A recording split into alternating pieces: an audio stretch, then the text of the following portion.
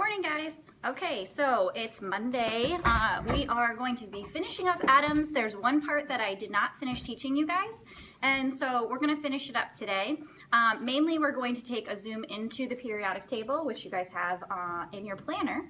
So if you have your planner, open up to this page. That way you can go along and kind of figure out how to find elements and what you're going to be figuring out based on the elements that are in the periodic table. So just in review, let's talk about the atomic theory. Hopefully everybody was able to finish this. Again, it just shows what for the atomic theory. And I'll give you a minute to think about it. Okay.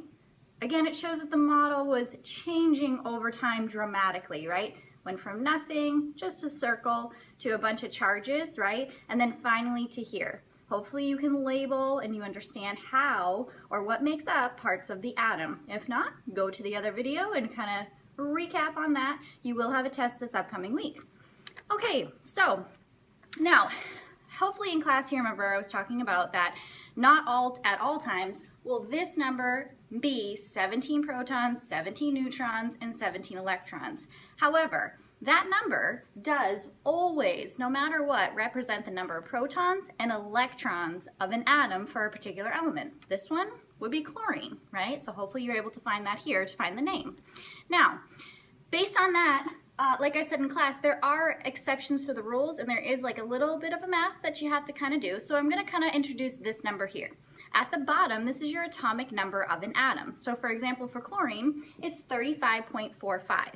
The atomic mass is what's in the nucleus. So it's the sum of the protons and the neutrons, okay? So again, this number here means that I have 17 protons. This is also called my atomic number, okay? So now, based on that, we're gonna go into a little bit more detail on how to find the number of neutrons, okay? So, again, 17 will always be the number of protons and electrons. Electrons are very, very, very small. They're the smallest part of the atom, okay?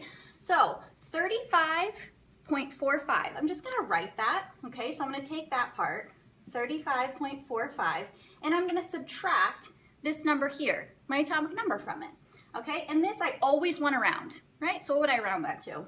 Probably 35. We'll just stick with 35, okay? So 35 minus 17, okay, if I do the math real quick, okay, 15, and then I would have, if I could do a math, it's pretty early, that would be 18, okay?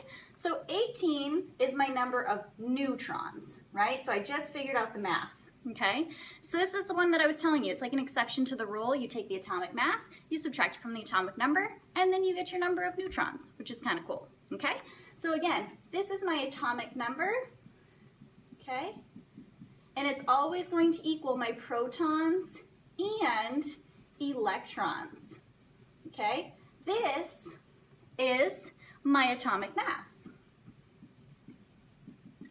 And the atomic mass equals my protons plus neutrons, okay? So again, that's what's in the nucleus, right? Okay? So this is kind of what we're going to talk about today. We will do a little bit more practice. You'll be gluing things into your notebook so that way you guys feel really confident if I asked you to do the math to find the number of neutrons for any given element. Okay? And other than that, I think that's pretty much it. Thanks, guys.